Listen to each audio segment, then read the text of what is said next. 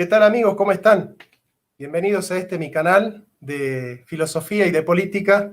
Y hoy les quiero presentar a una mujer que se dedica a la política, a la ciencia, a las ciencias sociales, y que, bueno, ha salido de la poltrona de la academia para meterse en el barro de la historia con todo lo costoso que es para un académico, para alguien que hizo 3 carreras, meterse en la política, ¿no? Y mucha gente le habrá dicho, pero Gretel, ¿qué haces en política vos que sos una mujer tan formada, ¿no? En ese ambiente de tanta maldad. Ella es abogada, politóloga y socióloga, las 3 carreras cursadas en la UBA, egresada del Carlos Pellegrini, magíster o máster en Relaciones Internacionales de la Universidad de Bolonia, analista política internacional, consultada por medios del exterior y del país, y es candidata a diputada nacional por la Ciudad Autónoma de Buenos Aires, por el CEJUS, Cristianos en el Justicialismo, que pertenece al partido Principios y Valores, fundado por Guillermo Moreno, para estas elecciones del 2021. Gretel, ¿cómo estás? Bienvenida a mi canal. Bueno, muchas gracias, Jonathan, por esta invitación a tu canal, que la verdad que es tan prolífico en cuestionar absolutamente todo, la vida que nos rodea, nuestra propia existencia y, bueno, generar nuevos espacios de pensamiento, reflexión y, bueno, no aceptar categorías como que todo está dado, ¿no? Sino cuestionarlo todo, que de eso se trata. Sí, aunque hay cosas que, por ejemplo, las cosas evidentes no se pueden probar. O sea, si yo cuestiono las cosas evidentes como los primeros principios, que todo ente es igual a sí mismo, voy a terminar extraviado, como algunos filósofos que se hacen fama de ser críticos y que cuestionan los primeros principios, que son evidentes. Entonces, tenés razón en que el filósofo tiene que cuestionarlo todo, menos lo evidente. A lo evidente no hay que cuestionarlo, hay que aceptarlo como es. Y ese sí. Yo creo que es un problema de la filosofía, que quiere cuestionar incluso las cosas que son evidentes, ¿no? Sí, totalmente. El tema es que, bueno, hay muchos autores que podemos, bueno, vos en esto sos experto, por ejemplo, Alfred Schutz, que habla sobre el tema de la vida cotidiana, ¿no? El conocimiento fragmentario que uno tiene. Y en realidad, hoy creo que la especie de conocimiento fragmentario que cada uno de nosotros tomamos como el mundo social, como categorías dadas, no cuestionadas, porque somos seres subjetivos, existe la noción de subjetividad. Hoy creo que el famoso conocimiento fragmentario se tornó en totalitario, ¿no? Vamos a pensar, por ejemplo, en los famosos derechos de las minorías, que hoy se están reivindicando ya hace tiempo, ¿no? Nos referimos a todo esto de la ideología de género y tantos grupos específicos que lejos de estar enarbolando y levantando banderas como si fueran derechos humanos, se han catalogado con grandes categorías, digamos, enarbolándose como que fueran la defensa irrestricta de derechos generales, en realidad se está hablando de derechos minoritarios que se imponen con esta cuestión del famoso conocimiento fragmentario de la vida cotidiana como algo totalitario. Y eso es lo que nos está pasando a la mayoría de los ciudadanos, ¿no? La sociedad civil que se ve un poco compungida, se ve un poco arrinconada, si se quiere, en un tapiz de fondo atrincherada, esa es la palabra, quizás atrincherada. Y creo que radica todo en la ausencia de la doctrina, ¿no? Si volvemos, por ejemplo, al peronismo, hay tantas personas que les encanta llenarse la boca criticando el peronismo, pero quizás hay que conocer un poco la doctrina para entender que dentro de sus bases se habla de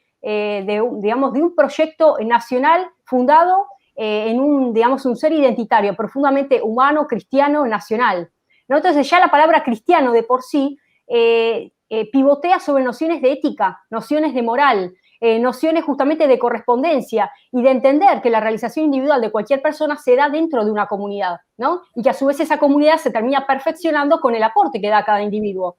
Entonces, fíjate cómo termina todo siendo circular, donde si estamos hablando que la realización individual se da en comunidad y que la comunidad además se vale de esa realización de ese sujeto, lejos podemos estar hablando de un conocimiento fragmentario o derechos de minorías que tienden a ser totalitarios y van por todo. Ya no van por una expresión de una cuota aparte, sino que pretenden, enajenar absolutamente todo el territorio. Entonces ahí vuelvo a decir, la esencia cristiana del peronismo quedó totalmente rezagada. Entonces que no nos vengan a decir que este oficialismo es peronista, que no nos vengan a decir que el oficialismo está levantando banderas acordes a la doctrina justicialista, cuando están embanderados con la ideología de género y un sinfín de derechos que justamente volvemos a Schutz, o sea, volvemos justamente al famoso conocimiento fragmentario que hoy, a mi juicio, se ha tornado en totalitario, ¿no?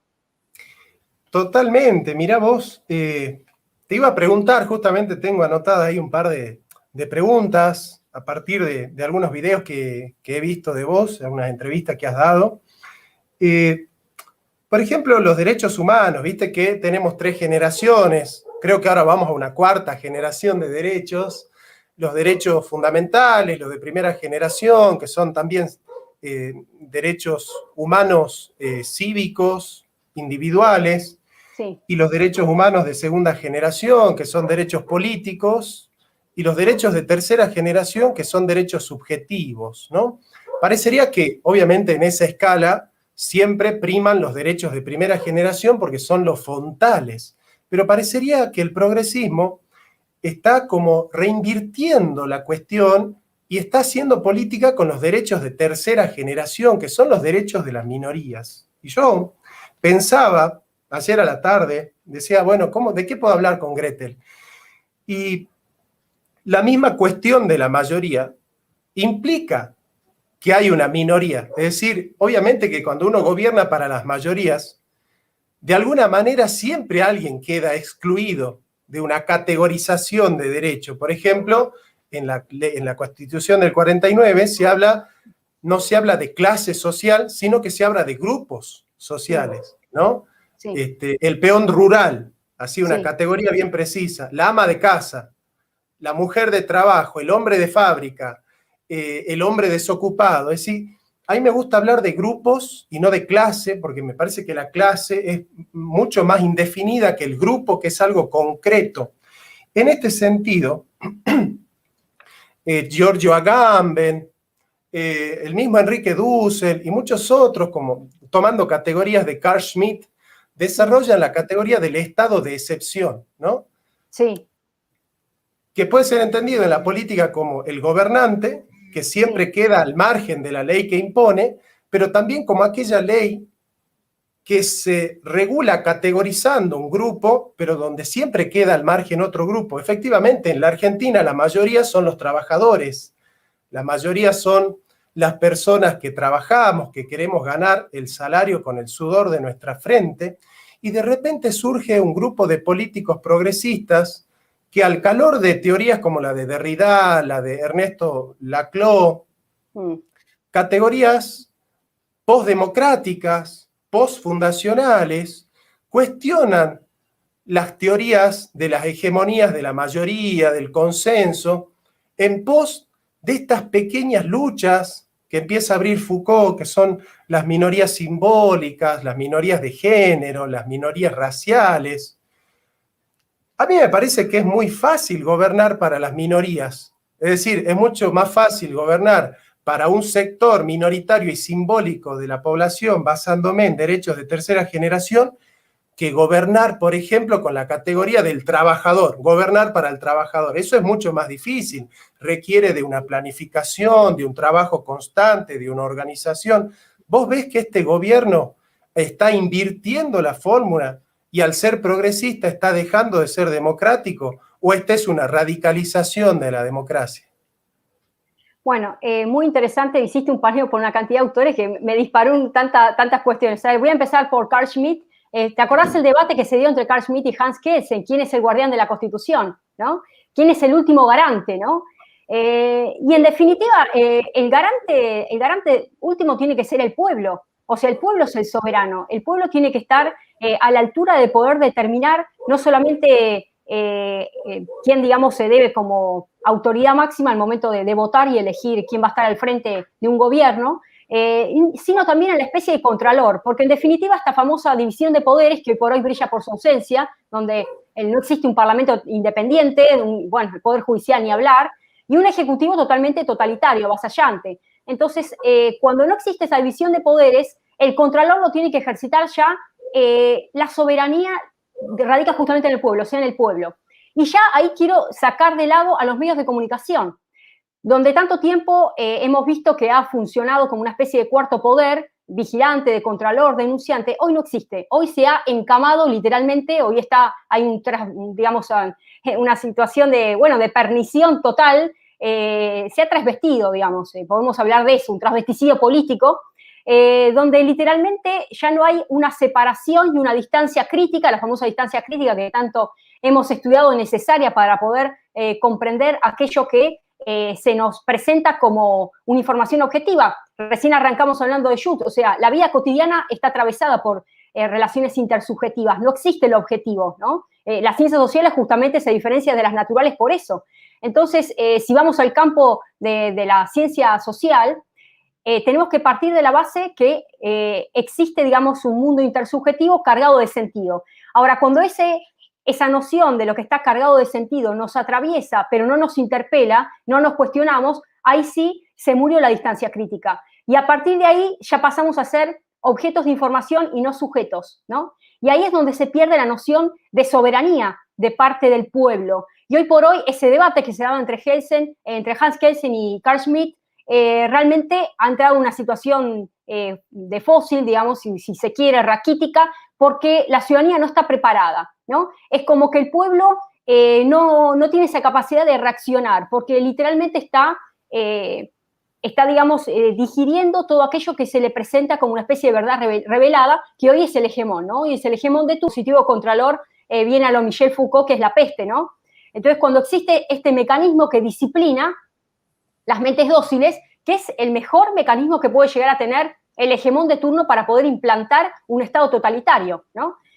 Entonces ahí es muy difícil que se separe el relato de los medios de comunicación. Es muy difícil hablar de medios independientes. Hoy no existen medios de comunicación independientes. Fíjate que estamos ahora hablando vos y yo a través de un medio alternativo, ¿no? Y hay una proliferación de un porcentual muy pequeño de ciudadanos que realmente han despertado y bueno, han virado y se han percatado de este mundo feliz que nos venden los medios de comunicación, que lejos de ser felices es un mundo de jaula de hierro al estilo weberiano, ¿no? Pero volviendo un poco al peronismo, fíjate que uno de las verdades reza lo siguiente: no existe para el peronismo más que una sola clase de hombres, los que trabajan, ¿no? En la nueva Argentina el trabajo es un derecho que crea dignidad del hombre y es un deber, porque es justo que cada uno produzca por lo menos por lo menos lo que consume.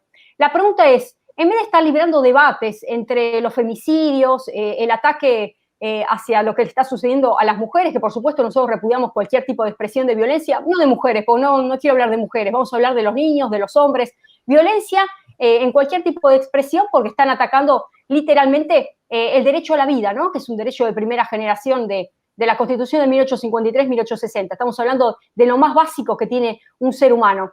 Entonces, en vez de estar avisorando cuál es el escenario pernicioso que hoy está flagelando el ser espiritual de la nación, que está vinculado justamente a la miseria escandalosa que hoy está atravesando nuestro país, y ya no hablamos de la herencia, Mauricio Macri. Ya no podemos hablar de una herencia porque tenemos, digamos, se heredó un muerto, pero este gobierno parece que se encargó de enterrar otros más, ¿no? Porque si estoy diciendo que el mecanismo de peste disciplinador que instaló Michel Foucault ya no son 2-3 meses, sino ya tenemos fecha indefinida hasta para fin de año, ¿qué tipo de vocación hay que puede llegar a ejercitar la clase gobernante como para que se ponga en práctica lo que es la política, que es nada más y nada menos que instrumentalizar cualquier tipo de demanda que sale en términos de Parsons, la demanda que sale como, digamos, un input del sistema social y tiene que emanar en términos de un output del sistema político, el sistema económico y cualquier sistema, porque lo dice Parsons. Parsons dice que vivimos en sistemas que tienen incluso hasta fronteras porosas porque interrelacionan, ¿no? Porque estamos hablando de una cartera de economía, una cartera social, una cartera de salud. Ahora, ¿yo por qué tengo que poner la cartera sanitaria por encima de la cartera económica? ¿Por qué la tengo que poner por encima de la cartera social? ¿Me explico? Entonces ahí es donde se utiliza el mecanismo disciplinador de la paura, ¿sí? De este temor encarnizado que hoy está cristalizado en una peste inexplicable que todavía no se encontró bien ni el origen, ni el responsable, y con fecha indefinida de caducidad, porque la verdad que no va a haber fecha. Bueno, bienvenidos a este mundo feliz, ya está pronosticado que después de que termine esta peste continúa la siguiente, porque hay una cuestión de connivencia de todo un aparato que escapa a los límites territoriales del Estado-Nación. Entonces, de lo que tiene que estar bregando el Ejecutivo hoy y toda la clase dirigente es de poner en práctica el punto número 4 y el punto número 5 de las verdades peronistas, que estamos hablando que la única clase de hombres es la de los trabajadores. Cuando una persona se la priva de trabajo, se la está privando de dignidad humana. Una persona que perdió la dignidad, perdió la razón de ser. Ya no tiene una perspectiva de vida, o sea, no tiene una perspectiva de proyección como sujeto, ¿no? Entonces ahí sí arranca la rebeldía, ahí sí arranca justamente el despotismo que se encarna de parte del Ejecutivo y esta situación de salto al vacío entre la sociedad civil y la sociedad política, donde ya no existe una representación, ni una representatividad, ni proyección en las urnas.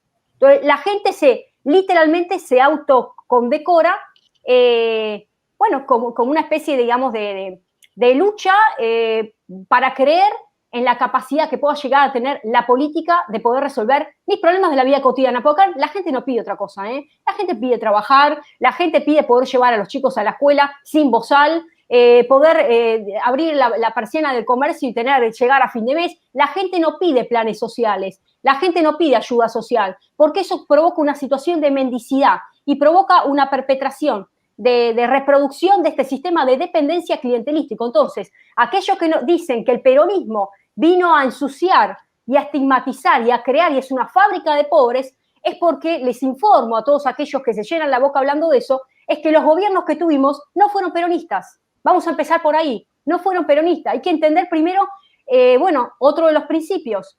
El alma, la doctrina tiene que ver con el alma, ¿no? El alma justamente identitaria de una nación, de un pueblo. O sea, cuando no se desconoce la doctrina y no se vive, no se camina en ella, es como, a ver, vamos a ponerlo en lo práctico. Y la verdad que yo soy cristiano, la verdad que yo soy judío. Digo, ¿pero vos vivís en la palabra de Dios? ¿O simplemente lo decís o repetís que sos judío porque tu papá y tu mamá, digo, yo conozco casos personales de compañeros de secundario, soy judío, ¿por qué sos judío? Yo manejaba más Antiguo Testamento que él. O sea, digo lo básico estoy diciendo. Entonces, aquella persona que no conoce la doctrina, después no hagamos los actos proselitistas con la figurita de Eva y de Perón cuando no estamos poniendo en práctica qué es lo que dice la doctrina peronista, ¿no? Bueno, me abriste tantas cosas muy interesantes. Primero hablaste de distancia crítica. Hace rato hablaba con un amigo que es nacionalista y le decía, nosotros tenemos que poner en práctica muchas cosas. Primero que lo primero es la patria, después es el movimiento. Porque hoy nosotros creo que la raíz de la violencia es muchas veces una violencia ideológica. Nosotros ya desde el kirchnerismo, desde el gobierno de Cristina Kirchner en adelante, sobre todo del segundo gobierno de Cristina, hemos visto que desde la presidencia se dan discursos de odio, de construcción del enemigo, de división de los argentinos, porque uno no puede mirar para otro lado y pensar que el kirchnerismo y, por otro lado, los medios de comunicación, Mañeto, se prestaron para la ruptura del tejido social. Y yo le decía a mi amigo, hoy en día un nacionalista ama más al nacionalismo que a la Argentina, ¿no? Y hoy un día los peronistas muchas veces aman más al peronismo que a la Argentina, ¿no? Y en nombre de su movimiento, cuando está gobernando la oposición, por ejemplo, son capaces de erosionar la estabilidad social, que de hecho lo hicimos, yo también lo hice cuando fui kirchnerista. Y por otro lado, nos dice, bueno, un saludo a la nueva derecha, ¿no? A nosotros nos llaman la nueva derecha, ¿no? Como que nos meten en ese juego eurocéntrico de la dialéctica. Pero en algo, los liberales están siendo como revolucionarios, porque es cierto que el Estado tiene un rol muy importante en el peronismo para poner reglas del juego, para establecer reglas justas y claras y procurar que se las cumpla. Evidentemente el peronismo no es estatista, evidentemente el peronismo sabe que al desarrollo lo generan los privados, pero el peronismo se ha usado para que la casta política, la clase social política, con todo el rigor de lo que es una clase social que tiene intereses en común, que tiene una identidad, que tiene reglas del juego. El Estado está prebendado, está cooptado por la clase política. El Estado es la herramienta de la clase política, digamos. Sí. En este sentido, parece razonable, te lo digo no como liberal, te lo digo como alguien que defiende la doctrina justicialista. Parecería razonable que la revolución venga del liberalismo en el sentido de entender, no que el Estado es el problema, pero sí de que el Estado, cooptado por una clase política parasitaria, es un problema, porque que todas las políticas pasen por el Estado, un Estado que está al servicio de la clase política, evidentemente es un problema para la sociedad. Ahora, entonces, ahí viene mi pregunta. Este giro a la derecha que hay en una gran parte de la población argentina, por ese descontento a la clase política, ¿no es cierto? ¿Te parece razonable, en cierta manera? Obviamente que yo te pregunto también, ¿cuál sería la postura del peronismo frente a un Estado totalitario donde políticos corruptos utilizan ese pulpo para beneficiarse a sí mismo en detrimento del pueblo? Sí, la verdad que sí, seguí al detalle lo que estás mencionando y está más que clara la tesitura de aquellos que en este divorcio, donde de alguna manera la situación o la realidad se los impulsó o se los llevó a una situación de estar no construyendo desde adentro o acompañando, sino enfrentados a, y en este caso es enfrentados al Estado. Está claro, digamos, que el Estado de por sí detenta instrumentos y mecanismos para no solamente ejercer el poder, sino profundizarlo, ¿no? Porque acá hay que ejercer el poder y hay que ir construyéndolo. Y esa construcción se da a partir de diferentes, mecanismos, ¿no? Si vamos a Althusser, hablamos de los famosos aparatos ideológicos de Estado, ¿no? Y por eso, lamentablemente, los medios de comunicación han sido rehenes o funcionales a la pauta de turno o la bajada de línea del gobierno, el gobierno, digamos, en ese momento que estaba ejerciendo el Ejecutivo, ¿no?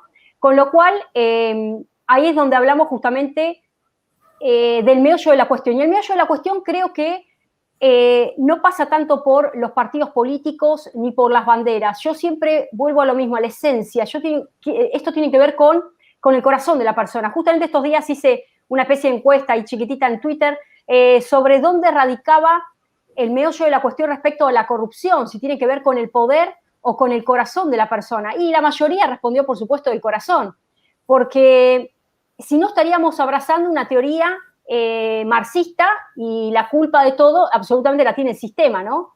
Entonces, el sistema de alguna manera me modela, el sistema me condiciona y el sistema es el culpable y el responsable directo de mi accionar. Entonces, el sistema es culpable de que yo salí con un arma de fuego y le quité la vida a una persona porque yo quería el celular de esa persona que está esperando el colectivo.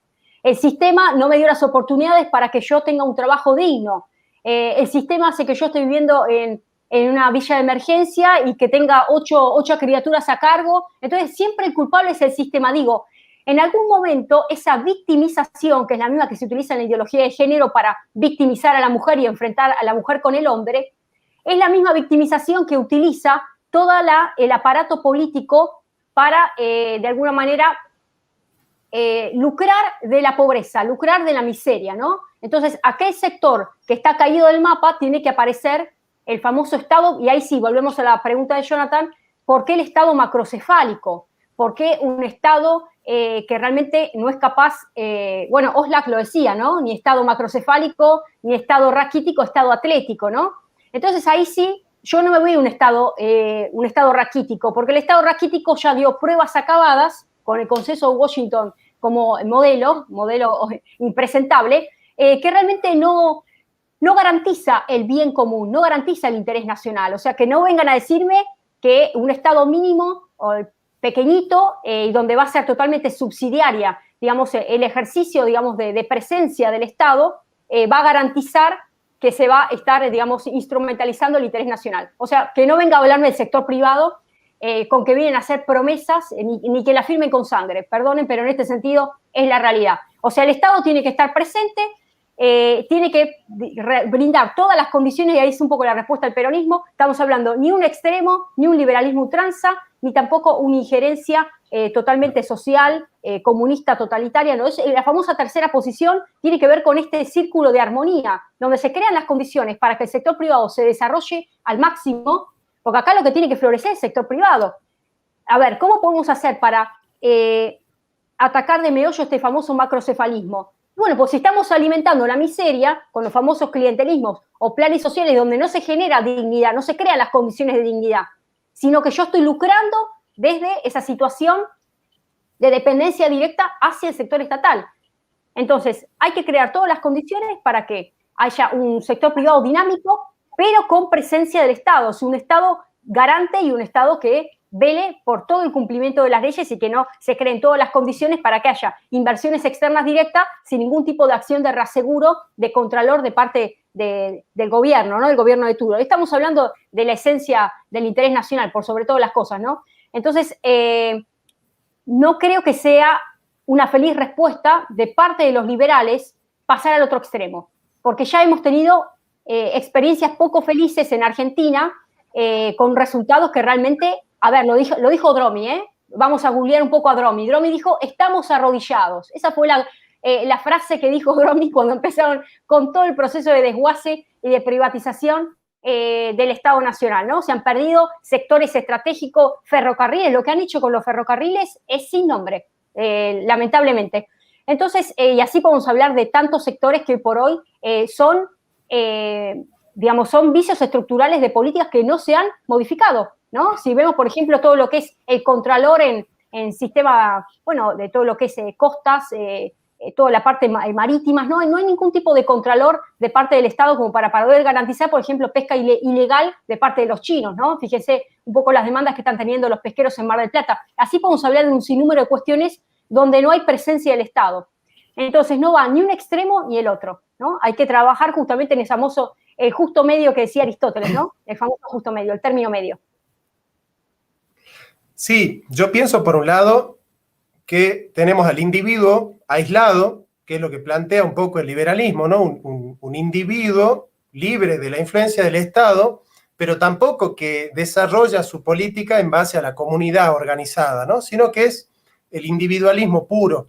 Y por otro lado, es una comunidad absorbida por las tenazas del Estado, el leviatán. Yo pienso que entre el individualismo puro que deja al individuo a merced, ya no del Estado, sino de los organismos supranacionales, que son los que hoy están amenazando a la población, digamos, con políticas globales, con hechos globales, porque efectivamente para que una política global se instale es necesario instalar hechos globales, ¿no? ¿Qué sé yo? La disputa de género es un hecho global. Sí. La disputa del obrero internacional es una disputa global. La pandemia. El cambio climático, la pandemia. Las migraciones, trata de personas, crimen organizado. El indigenismo. Todo eso, digamos, son hechos globales que lo que hacen es quitarle al Estado la soberanía de gestionar los derechos humanos para que puedan ser gestionados en La Haya, por ejemplo, ¿no? Entonces, en La Haya se resuelve qué causa es justa y qué causa es injusta en la Argentina. En La Haya se va a resolver si en Salta se enseña o no se enseña religión en las escuelas, ¿no? Cosas así. Pero, evidentemente, entonces, un Estado macrocefálico, como decís vos, es un Estado que absorbe la libertad de la comunidad organizada, y por otro lado, un Estado raquítico es un Estado, ¿no es cierto?, que deja al individuo a merced de los organismos supranacionales. ¿En qué consiste entonces el rol del Estado frente al individuo, frente a las políticas globales y frente a la comunidad organizada? Bueno, ahí en un momento me fui con la cabeza con Kant. Kant hablaba del famoso imperativo categórico moral, ¿no? Porque acá el tema también vuelvo a la esencia de la ética y cómo se conduce la persona. Porque, ¿por qué aparece el Estado? Vamos a Hobbes, ¿no? Vamos a Leviatán. ¿Por qué aparece el Estado?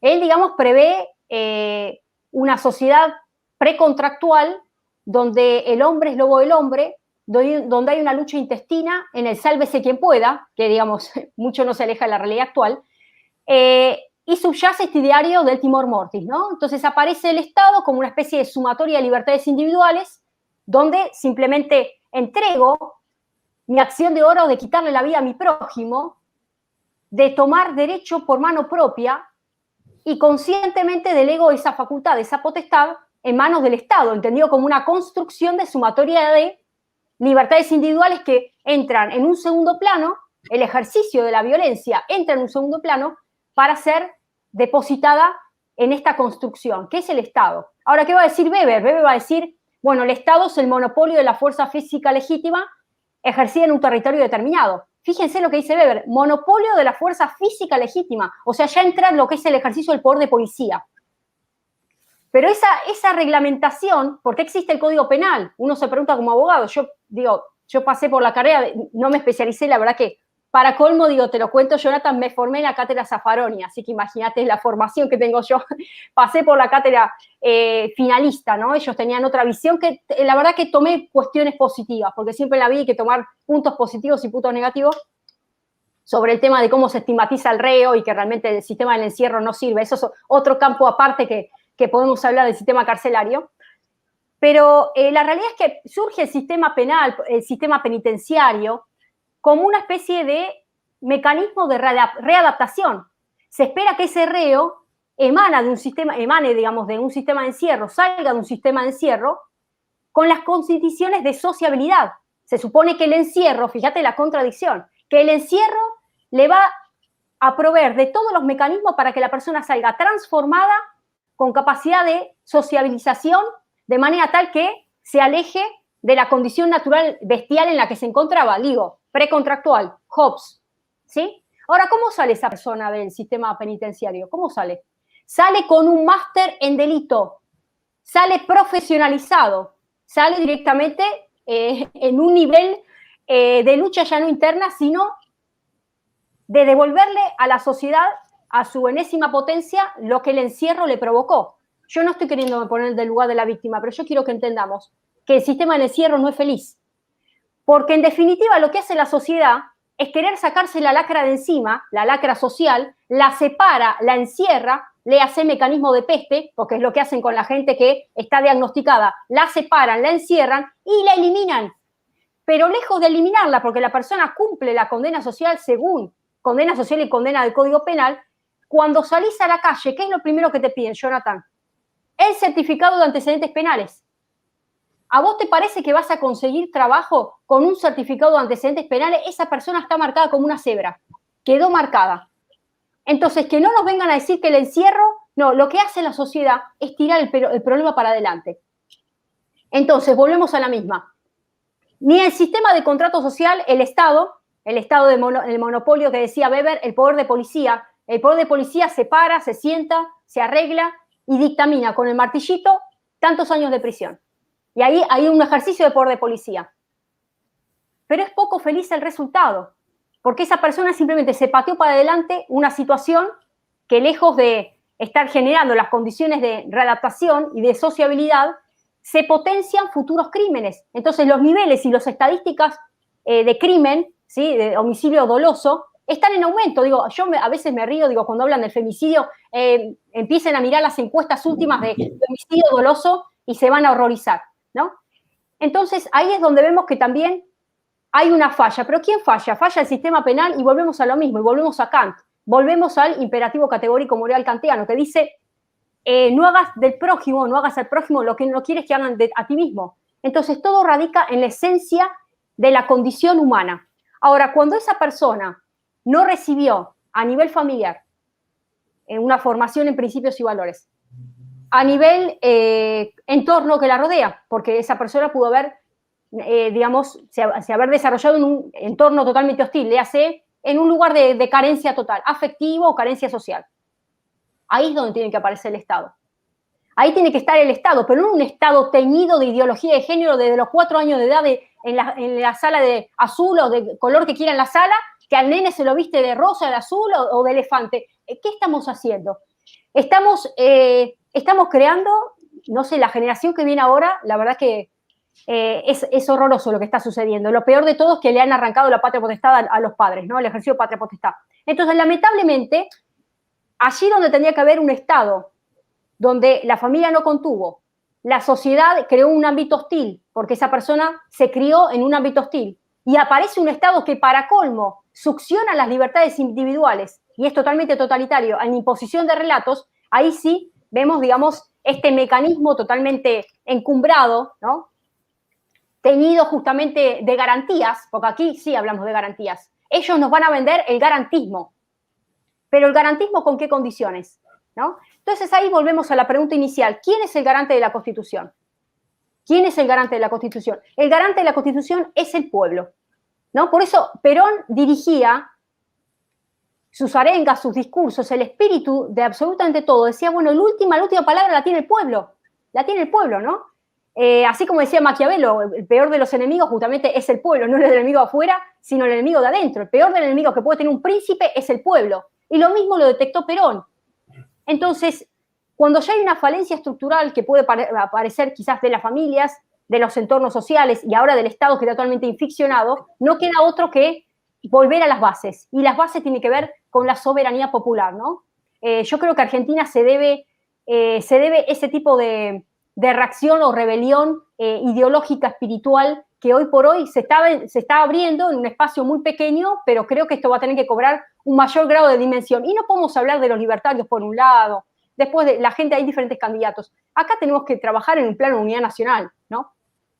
Que se ponga por encima las ideologías.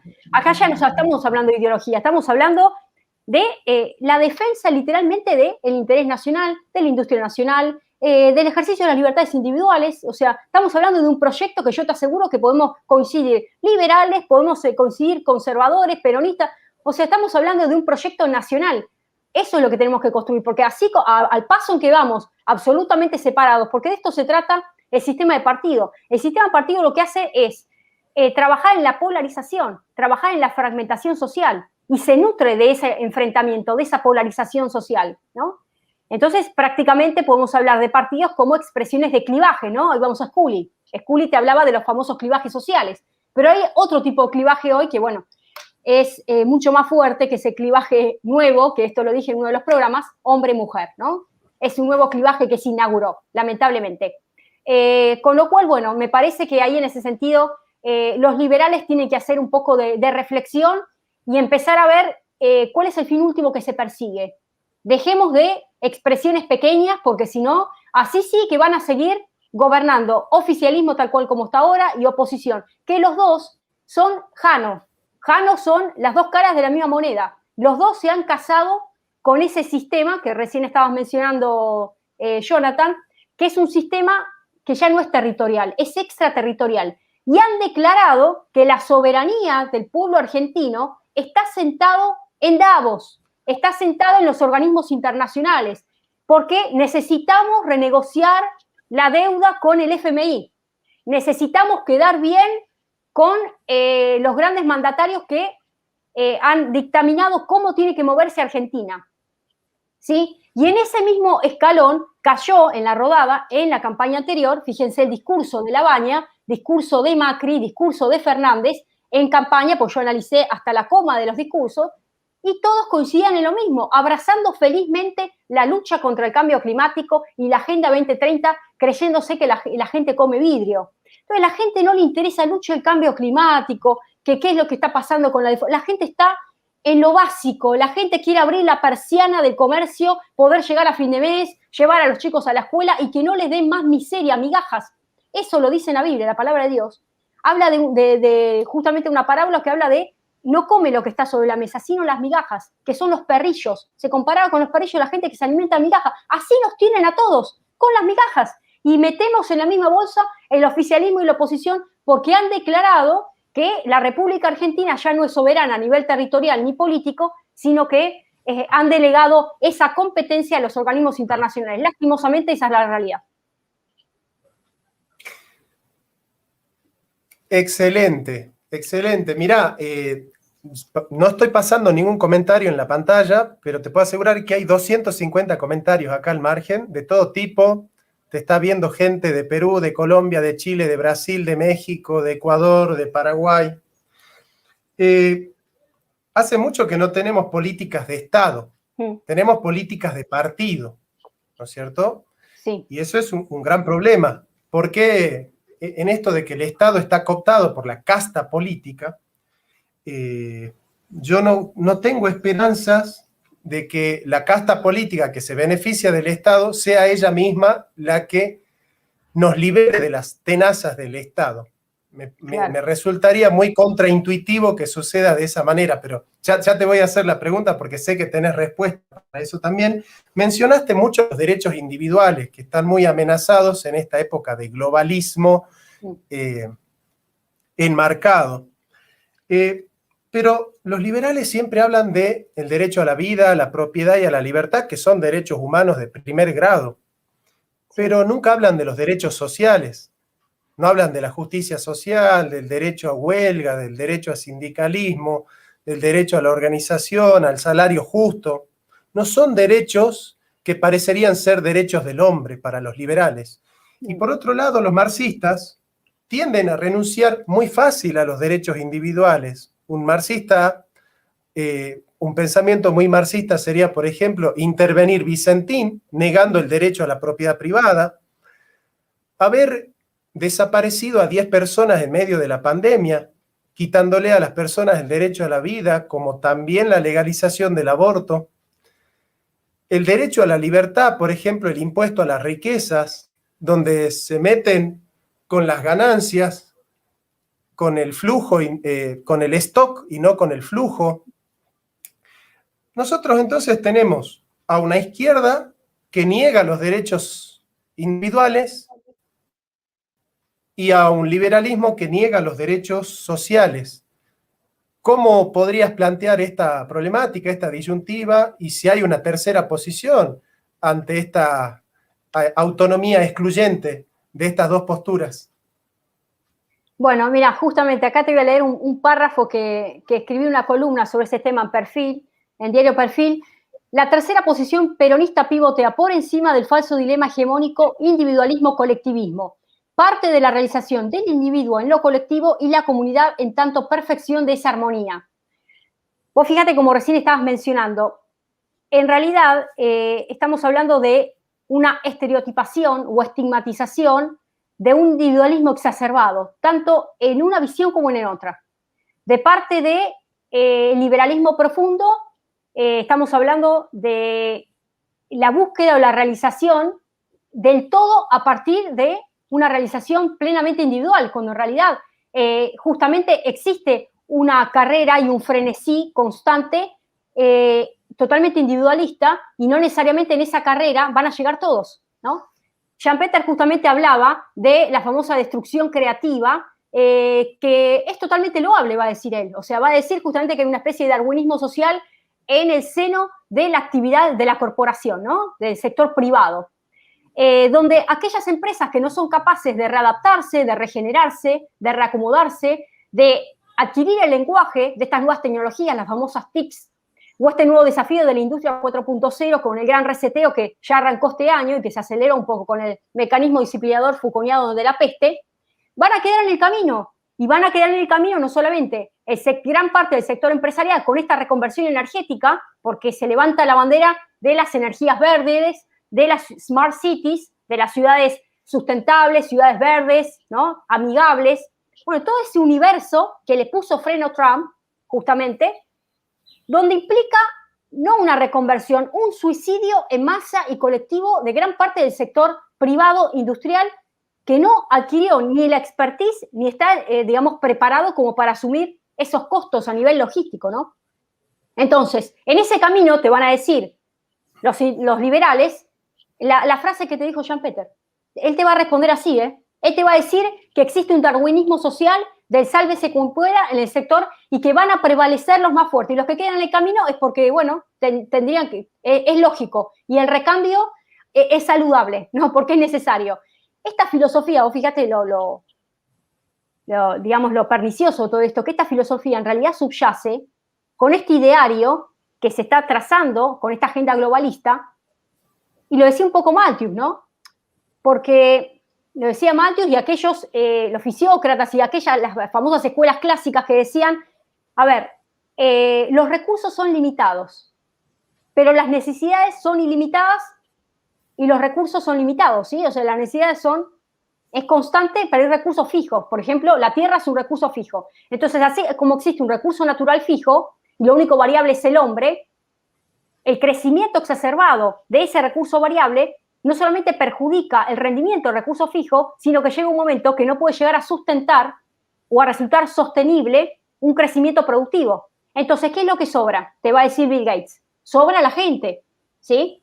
Entonces, en ese plano y en ese escenario es donde aparece nuevamente el darwinismo social.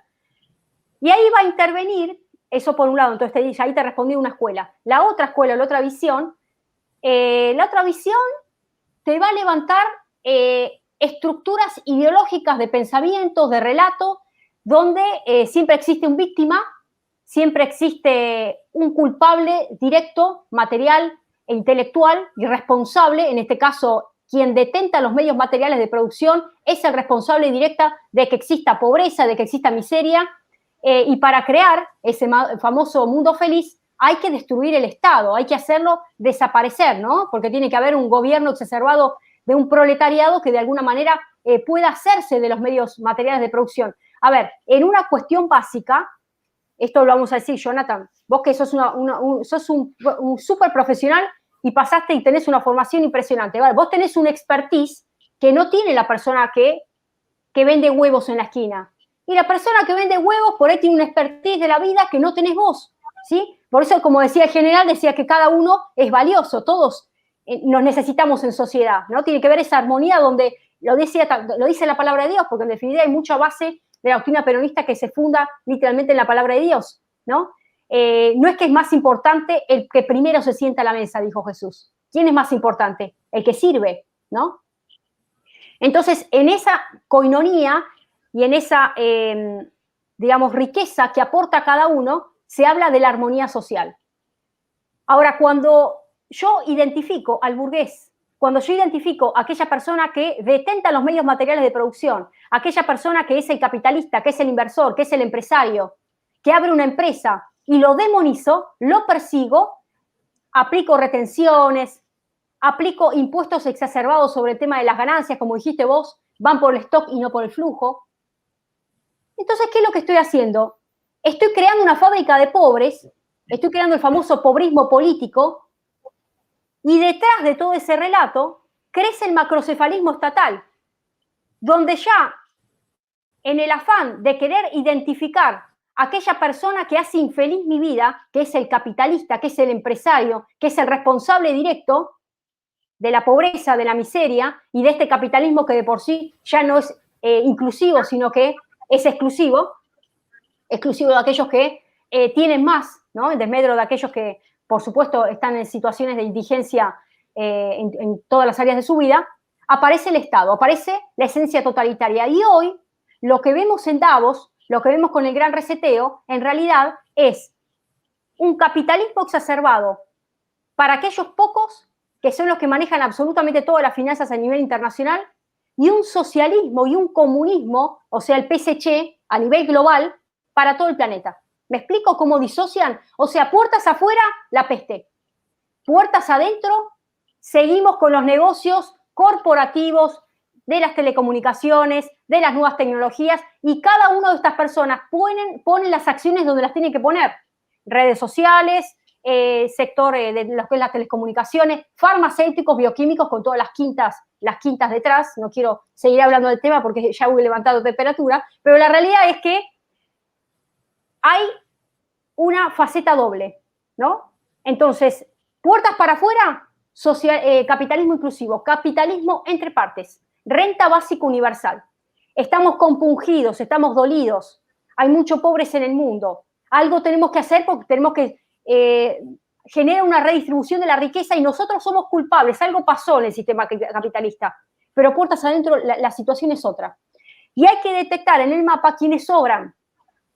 Sobra la gente de tercera edad, sobra la gente que está con planes sociales, la gente que tiene 7, 8 hijos, sobra la gente que no está preparada, que no está capacitada, la gente que está flagelada socialmente, que tiene problemas criminales, problemas con el delito, problemas con las drogas, la gente que está desocupada, la gente que no recibió las mismas condiciones en capacitación, en educación, y que no tiene el expertise digital necesario para subirse a la industria 4.0.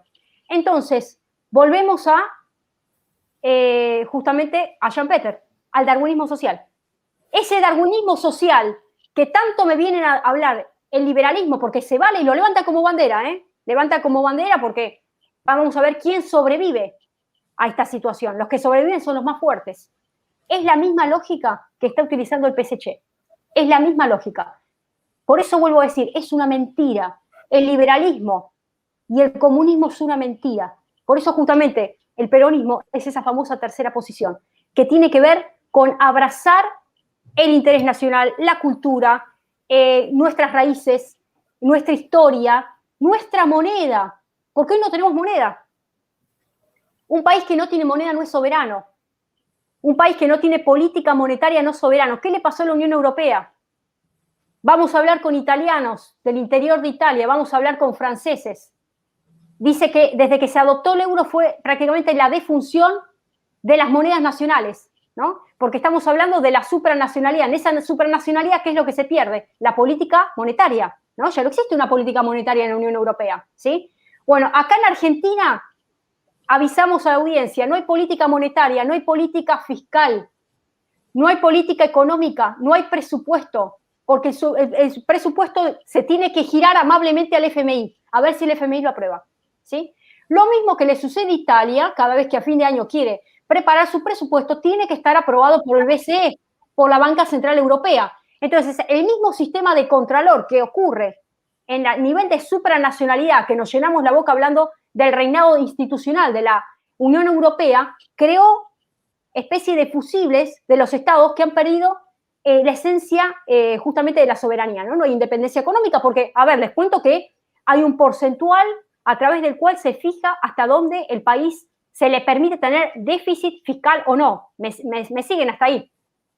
Aquel país que pierde y que sobrepasa ese nivel de déficit fiscal automáticamente termina siendo, recibe un correctivo. Recibe un correctivo. Bueno, lo que le está pasando ahora a España, donde enseguida se han instaurado esta serie de mecanismos de financiamiento, pero primero se crearon las condiciones de pobreza estructural, ¿no? Vuelvo a decir, volvemos al famoso mecanismo de la peste de Michel Foucault. Entonces, ahí cuando existe todo el escenario donde se anticipa la minusvalía, yo creo al ser minusválido, ¿sí? Lo alimento con necesidad, lo alimento con paura, lo alimento con temor.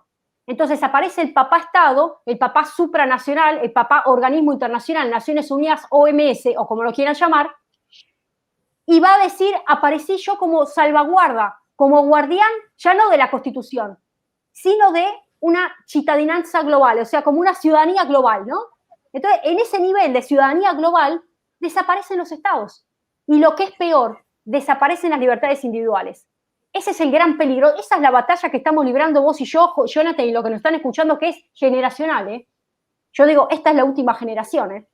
Esta es la última generación que nos hemos creado felizmente repitiendo los derechos de la Constitución. Yo me tuve que estudiar mucho de memoria por la carrera, la Constitución de la primera generación, la segunda, los derechos sociales, los derechos de cuarta generación, que son todos los vinculados al derecho a la informática, derecho, digamos, de acciones colectivas, los famosos derechos que se incorporaron, derechos del ambiente, defensa del consumidor y otros tantos, ¿no?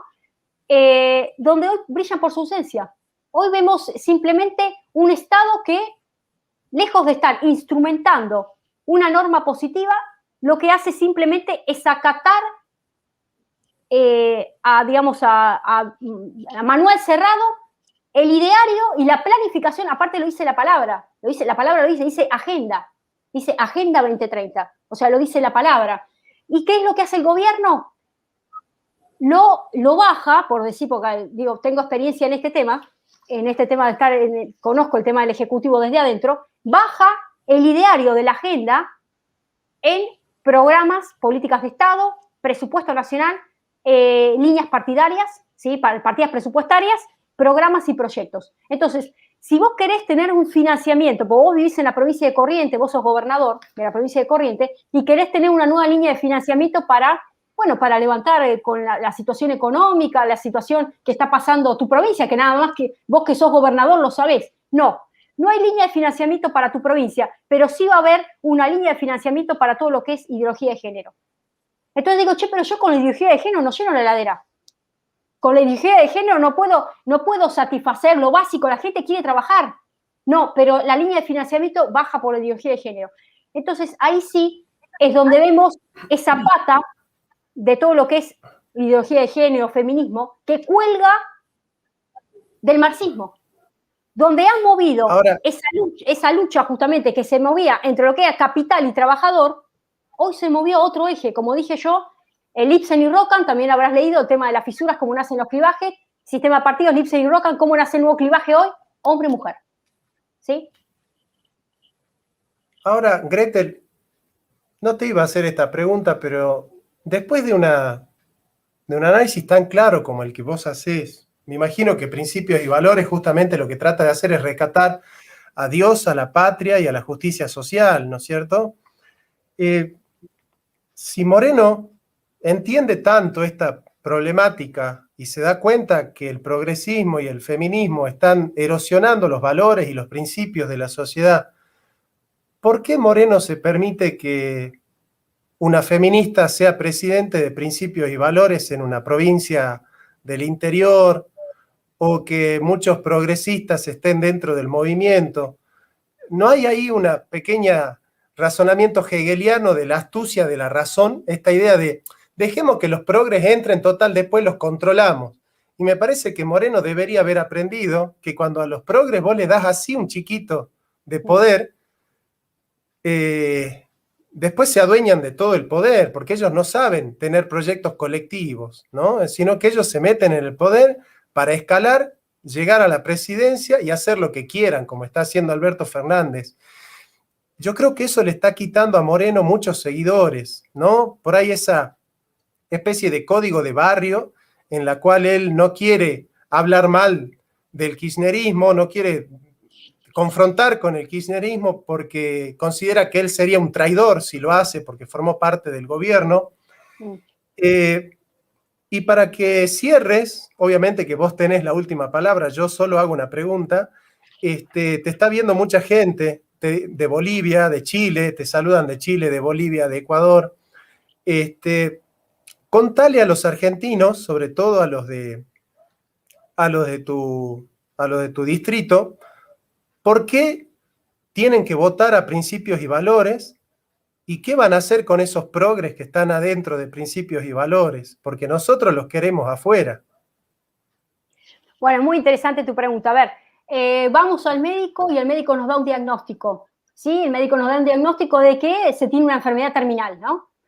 Entonces, lo primero que va a diagnosticar es, bueno, esto hay que extirparlo, ¿no? Esto hay que de cuajo, hay que quitarlo del cuerpo, ¿no? Esto vamos a extrapolarlo cuerpo humano, cuerpo social, ¿eh? Creo que vamos a dibujar la escena porque estamos hablando del cuerpo humano, porque en realidad el cuerpo humano y el cuerpo social son dispositivos, ¿no? Va a decir Michel Foucault, dispositivos para ser controlados. Entonces uno al médico le dice, porque uno se entrega a las manos del médico, ¿no? Yo creo que uno de los momentos más delicados para una persona cuando va a una visita médica, y peor, a un dentista, ¿no? Te entregas en manos de alguien que es un saber tan específico que te entregas tu mano en manos del médico. Y la pregunta que le haces al médico es, ¿usted me garantiza no solamente el resultado de la operación, sino que después de la operación esto no va a volver a salir? Y la respuesta del médico es no. Y la medicina es una ciencia que tiene obligaciones de medio. Escuchen esto que es importante. Esto nos enseñan en la carrera de Derecho. Hay dos tipos de obligaciones. Las obligaciones de medio y las obligaciones de resultado. El derecho, la abogacía, la medicina, se caracterizan por ser obligaciones de medio, no de resultado. Se contraen obligaciones de medio. Vale decir, yo inicio un divorcio y no sé cómo va a terminar. ¿Sí? El abogado inicia un divorcio y no se sabe si va a haber un acuerdo o no. ¿Qué va a pasar en el camino? ¿Sí?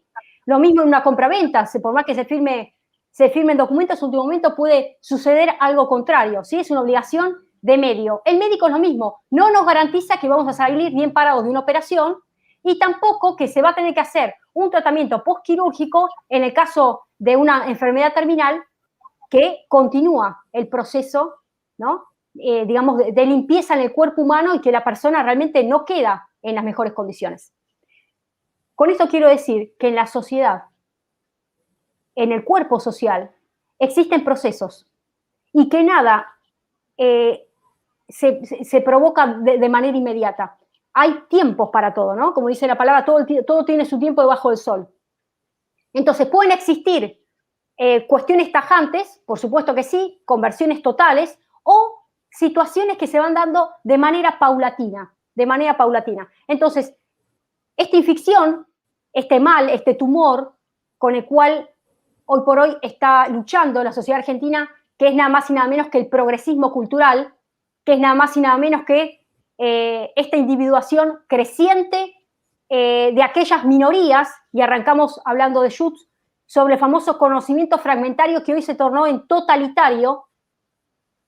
Es una especie de diagnóstico que nos da el médico y que no necesariamente nos va a asegurar que sacándolo del cuerpo se va a provocar la sanidad total de la sociedad, sino que hay un proceso. Y este proceso se está dando quizás ahora con esta conversación que estamos teniendo nosotros, donde estamos tomando conocimiento, informando, llamando a la reflexión y siendo cada vez más de las personas que no solamente somos despiertos nosotros, sino que contagiamos ese espíritu. ¿Me explico? Y voy a dar un último ejemplo. Vos fíjate que el Evangelio nos enseña lo siguiente, que el corazón es una especie de picaporte. Pero te cuento que la llavecita está del lado de adentro, no está del lado de afuera. Yo no puedo a la fuerza decirle, repetí, yo acepto en mi corazón al Señor. No, vos no puedes con un chungo ponerle a la persona, repetir la oración. O sea, la persona lo va a decir quizás porque te tiene miedo a vos, que a la fuerza de decir repetir la oración, pero esa persona no abrió su corazón genuinamente. ¿Me explico? Entonces, acá no se trata de una cuestión coactiva y de violencia, sino que hay una reconversión, hay una transformación. Una persona que está encerrada en un sistema penitenciario. Yo no puedo a la fuerza, justamente con el sistema de encierro, provocar la transformación de esa persona. El sistema carcelario de encierro no es feliz. ¿Me explico? Entonces, todo lo que es acción de dispositivo de violencia, simbólico, física, psicológica, no trae un resultado postoperatorio, postquirúrgico, que realmente sea acertado como para que la persona salga convencida de que salió transformada. ¿Me explico? Entonces, volvemos a lo mismo. Cuerpo individual, cuerpo social. Hoy tenemos un porcentual impresionante. Digo, en la campaña presidencial, Labaña, Macri, Alberto Fernández, estamos a favor del aborto. Entonces, si yo estoy diciendo que todas las variantes de candidatos están a favor del aborto, estoy hablando que de un 80% de la dirigencia política está con un diagnóstico. Tiene un diagnóstico. Pero Gretel, no, Labaña estaba en contra. Labaña estaba en contra del aborto. No. Yo lo escuché decir que era provida Labaña. No. Yo fui candidata. O sea, yo en la elección pasada fui candidata a senadora nacional por Labaña. O sea, por eso digo no. De hecho, yo estaba candidata dentro del grupo peronista. O sea, estaba con Julio Bárbaro, Campolongo para diputado nacional, Julio para senador y yo debajo de Julio para senadora nacional por Capital Federal. Éramos el bloque celeste de peronistas dentro de la lista. El resto de la lista era verde. O sea, no, por eso digo, empezando por la cabeza. Entonces, cuando tenemos un diagnóstico que todo el cuerpo social, y ahora vamos al cuerpo político, está teñido de un color, hay que tener paciencia, hay que contagiar este despertar esta conversación que estamos teniendo, y es algo paulatino, Hay algunos, y ahí te respondo con el tema de Moreno, hay algunos que deciden arrancar con un diálogo, amigables componedores, y en el camino se van dando estas separaciones, se van dando, digamos, esta claridad discursiva. Y hay otros, y ahí por ahí es mi caso, porque soy bastante directa, que no soy una tipa de medias tintas en ese sentido, ¿no? Entonces, vamos a leer lo que dice acá Apocalipsis, capítulo 3, versículo 15, dice: yo conozco tus obras, que ni eres frío ni caliente, ojalá fuese frío o caliente, pero por cuanto eres tibio y no frío ni caliente, te vomitaré de mi boca. O sea, la palabra de Dios es, a ver, o te pones de esta vereda o te pones de la otra. O sea, no hay una cuestión de medias tintas. La política es un sendero, que tiene que haber diálogo, armonía, pero hay principios que no son negociables. A ver, tema aborto no es negociable, ideología de género no es negociable, progresismo cultural no es negociable, ¿sí? Ahora, hay senderos de aquellos que toman decisiones drásticas y otros que en el camino saben cómo sobrellevar un barco, un navío, donde la tripulación es mixta. ¿Me seguís hasta ahí, Jonathan? A mí me gustaría que en principios y valores haya este consenso. No Sí. lo veo. No veo que en principios y valores todos piensen como vos. Obviamente, si Moreno los elige, porque una cosa es que haya progres militando, otra cosa es que haya progres dirigiendo el movimiento. Ahí es donde yo he ido pensando, ¿no? Esto es muy personal mío. Yo no quiero comerme ningún sapo más. Ya me he comido muchos sapos. Yo he militado para Cristina. Gracias a Dios yo lo conozco a Alberto Fernández hace 10 años. Así que de ninguna manera milité para Alberto Fernández. Yo milité para Labaña en la campaña del 2015. Pero sinceramente, yo sé que vos, que sos candidata, no me podés decir otra cosa. Yo sé que si vos estuvieses sentada acá y no fueses candidata, me dirías lo mismo que yo, que Moreno no los elija para dirigir. Los progres no tienen que dirigir. Los progres pueden acompañar. La izquierda puede acompañar, pero no puede dirigir. Y Moreno lo sabe. Bueno, pero ahí, por eso, a ver, por eso te dije que la política, viste que te hablé del diagnóstico y que hay que tener paciencia y todo es un sendero. A ver, Moreno es una persona que encarna la doctrina peronista y no es porque es una frase, es la realidad. Hoy la única alternativa, un poco lo que nos convoca este programa, la única alternativa, digamos, el único exponente que hoy refleja la doctrina peronista es él, es Guillermo Moreno, y él constantemente lo dice, abraza la fe totalmente cristiana, humana, todo lo que son los derechos sociales y profundamente lo que tiene que ver, bueno, con la condición de la dignidad de la persona, ¿no? El tema esto del trabajo, fundamental, y no esta lucha constante de categorías que han creado, bueno, en torno a lo que es el género, ¿no? Porque el género en realidad es una construcción, ¿no?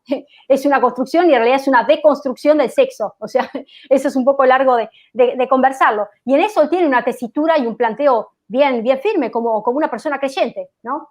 Ahora, que en el camino haya, digamos, un vínculo, digamos, de convivencia donde en algún punto se van a tener que dar quiebres o inflexiones, posturas específicas, eso estoy de acuerdo contigo, pero creo que es un proceso. Por eso yo te dije, vas al quirófano, te dicen cuál es el diagnóstico, pero después no te aseguran cuál es tu resultado y tenés que hacer, digamos, una serie de prácticas para poder garantizar que eso no vuelva a aparecer. Bueno, entonces esta limpieza que está haciendo el cuerpo social, porque hay, el cuerpo social me refiero a la sociedad, esto parece muy Foucault, pero digo, se ve bien claro, hay una limpieza y hay un tiempo, ¿no? Obviamente que los tiempos hoy nos corren, o sea que si no le ponemos un freno lo más antes posible, ya la agenda desembarcó con todo.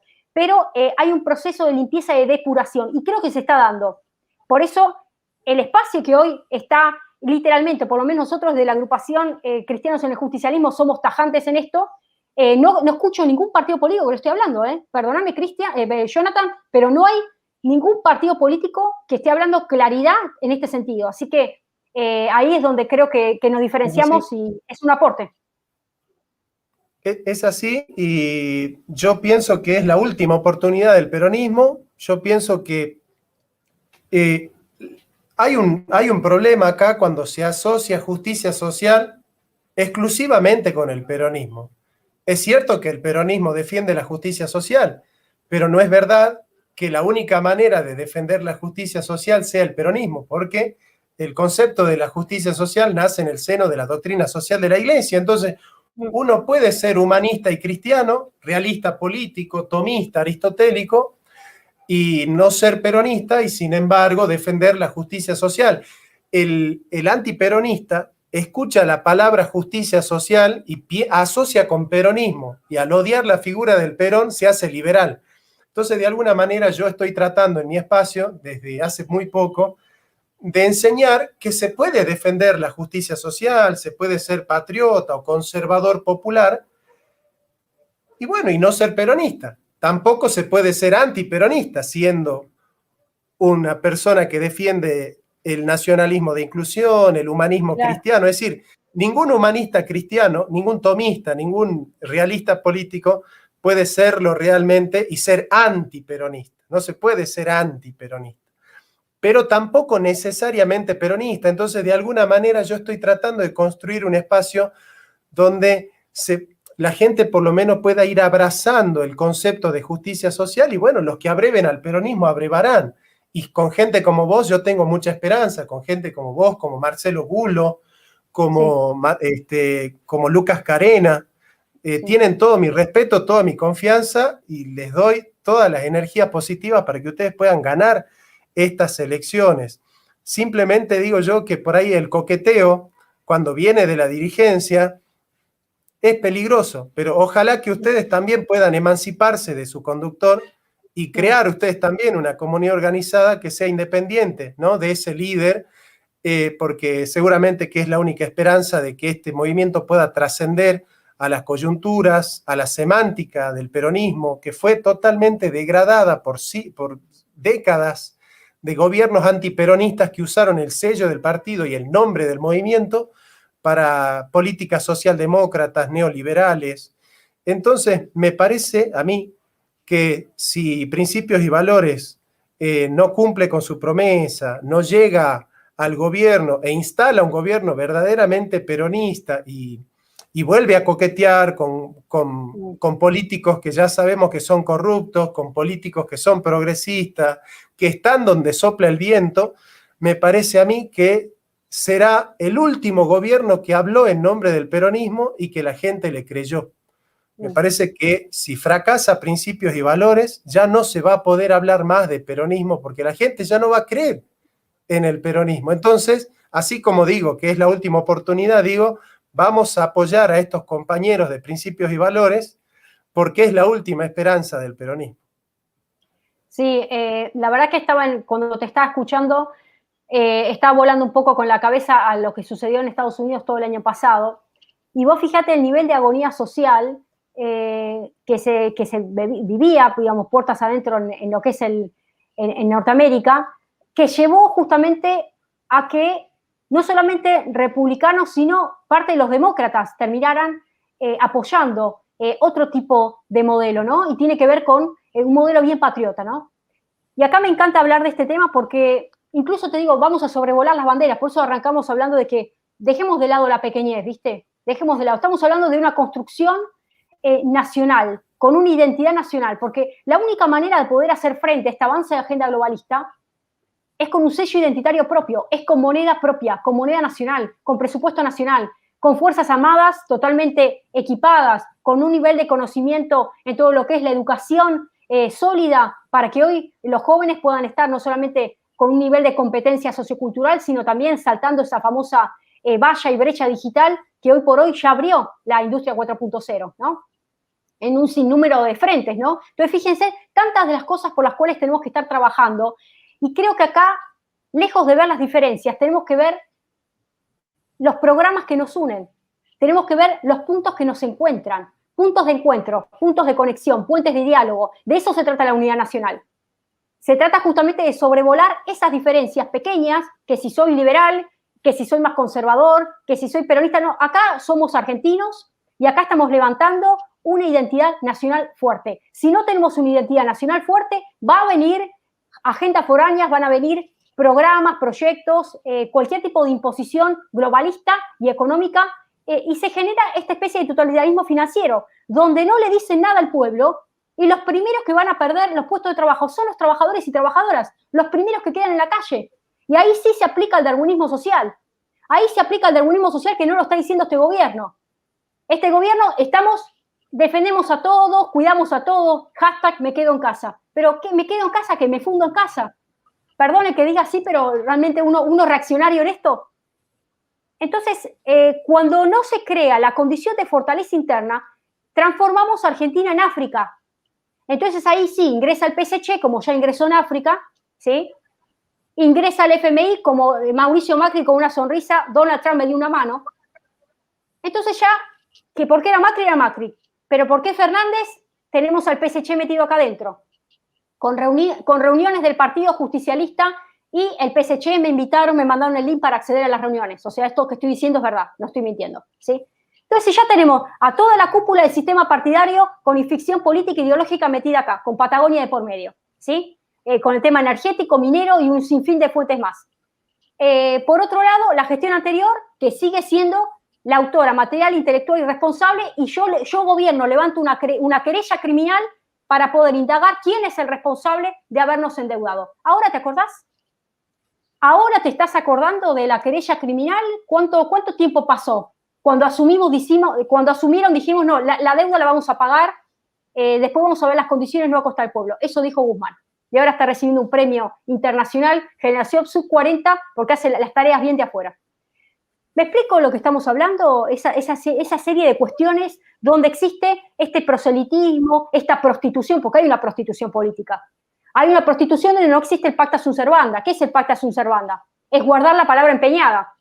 Entonces, arrancamos con la unidad nacional y votamos todos a favor de, no a favor de, en contra para sacar a Macri. Sacamos a Macri y no había plan, no hay plan, de hecho no hay plan. No hay agenda, no hay plan, no hay presupuesto. Digo, ¿mañana qué va a pasar? No sé ni vos ni yo, porque sí sé que pongo el despertador, ¿eh? Yo el despertador lo pongo. Ahora, si mañana hay un toque de queda porque la peste bajó no sé de dónde, no sé de dónde. ¿Me explico? O sea, no hay una proyección, sí hay un decreto que hasta fin de año seguimos en peste de Foucault, Michel Foucault, ¿sí? Entonces ahí, si a mí ya me anticipan que la peste sigue hasta esa época y se sigue, revalidando el decreto, yo bajo la persiana de comercio. Bajo la persiana del comercio, ¿dónde me voy? Y para colmo soy clase media y yo no me puedo ir ni a Uruguay, no me voy porque no me dan los recursos. Tengo criaturas en la escuela, o sea, hay una situación de una especie de isla, pero ya de distopía, no es la utopía de Tomás Moro, eso es una distopía, ¿viste? Entonces, esa construcción donde se separa, y lo peor no es que se separan los que tienen la peste, se termina reconvirtiendo a aquellos sanos, se los coloca en una categoría nueva, que tiene que ver con esta peste psicológica, porque existe un contralor societal donde ya el poder de policía se corre, no lo ejerce el Estado, en términos de Max Weber, sino que lo ejerce mi vecino, lo ejerce la sociedad. Entonces, esta fricción y este escenario de decisión, y volvemos a Estados Unidos, es lo que provocó el nacimiento de algo que sobrevoló a los republicanos y a los demócratas. Y nació esta Liga Patriota. Nació este sentido de decir, se acabó. Le ponemos un alto al PSC, como lo quieran llamar. Pero esta gente se unió para un motivo. Obviamente, que como es más fuerte el sistema contra lo cual él luchaba, que por eso no llegó, que todos sabemos lo que pasó en el camino. Entonces, esto, para no llegar a esos niveles de guerra impresionante que hubo de cuartel armado hasta el año pasado en Estados Unidos. Digo, ¿por qué? Si ya tomamos el ejemplo, lo tenemos acá nomás, al norte. En vez de estar mirando a España como modelo o falso modelo, porque lamentablemente acá Argentina copia los malos modelos de implementación de la peste de España, ¿por qué no empezamos a mirar un poco a Estados Unidos? ¿Qué es lo que le pasó a Estados Unidos y qué es lo que generó políticamente en Estados Unidos? ¿Sí? Entonces dejemos los debates chiquititos, que voto acá, voto allá, ya, viste, ya estamos en lo digo, es la última generación. Es la última oportunidad que se nos está dando, ¿sí? Y ya no me vengan a hablar de la gestión extremo Macri, extremo Fernández, línea intermedia Labaña, porque es mentira. Es toda una mentira. Son lo mismo. Son exactamente lo mismo. Muchos ya nos percatamos. Yo, por lo menos, ya en ese sentido, las fichitas las tengo armadas. Bueno, muchísimas gracias, Gretel. Bueno, mira, casi 1 hora y media charlando. La verdad que si pasaba los comentarios no íbamos a tener tiempo, pero créeme que se armó una discusión muy interesante entre liberales y peronistas. Bueno, te agradezco y espero que haya sido la primera, pero no la última entrevista, ¿eh? No, por supuesto, sí. Mantengamos, aparte, bueno, vos con los niveles de análisis está bueno sobrevolar y bajar esas categorías, porque hay veces que si no arrojas un poco de luz al final del túnel, parece que siempre estás ahí en el lodazal. Así que es más que interesante todos los aportes que estás haciendo. No, por favor. Y bueno, permitidme invitarlos al curso de filosofía que estamos dictando, de Historia de la Filosofía, curso filosofiajcr@gmail.com. Nos escriben ahí, pueden hacer el curso que vamos a empezar con los egipcios y vamos a terminar en Sloterdijk, ¿no? Curso filosofiajcr@gmail.com. Muchas gracias a todos ustedes por habernos acompañado y un abrazo grande, Gretel. Que tengan mucha suerte. Bueno, gracias, Jonathan. Gracias por la invitación. Bendición. Adiós.